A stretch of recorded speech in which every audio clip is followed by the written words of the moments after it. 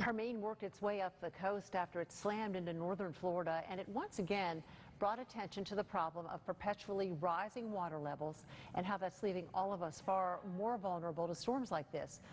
With more on all of this is Shari, and I think it's really interesting that we're talking about this today because those images in the panhandle of what Hermine did, of the flooding and the massive power outages and the help those people needed, it just brings to light this issue. Right, but as you said, it's really about the fact that water levels are much higher to begin with anyway. So we're seeing places all the way across the country that are impacted that really were never impacted before, including even on days without storms. So we have these, what we're calling sunny day flooding now because water levels in general are rising.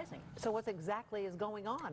Well, it's a combination of greenhouse gases and global warming and even sinking land, but what a lot of people don't realize is that the water level in general rises during ice ages, lowers during ice ages and then it rises afterwards. So this is part of the Earth's natural cycle, and the water levels have actually been anywhere from 30 to 400 feet higher than they are today. There's actually research going on about that, but this is part of sort of a historical type cycle anyway. So not to mention that many of us live in the riskiest areas, right? I mean, Florida was a swamp at one time. Yeah.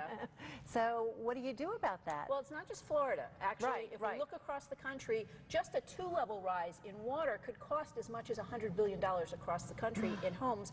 A 6-level rise could be as much as $1 trillion.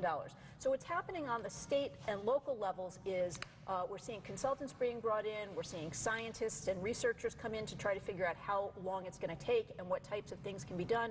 We're seeing roads being raised. In some areas in Virginia, for example, they're even putting what look like huge rulers out in the street so drivers can see how deep the water level is.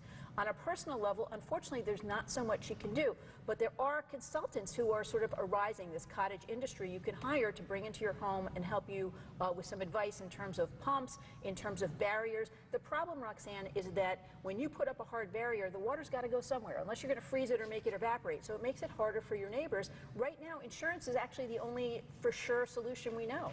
And I was going to mention that about insurance because many people say, well, I don't live in a flood-prone area, so I don't need insurance. Should everyone reconsider that? Yeah, people don't realize if there's water anywhere near you, including in wetlands, in rivers, in reservoirs, it could rise just like, the ocean rises, and that's where the water ends up. So it could really happen anywhere. People don't realize, for example, even Boston's Back Bay, a lot of areas were filled in, and when the water levels rise, the water level underneath that land is going to come up. The water has to go somewhere. It can be a problem. You could see it on the intracoastal because, that water, it has to go somewhere, and it's going to go up and then over the banks. Right, but across, we're seeing it in New York, New Jersey, Virginia, not just Florida anymore. All right, Shari, thank you so much for the information. It's something for everybody to think about, isn't it? Absolutely, absolutely. Right, thanks.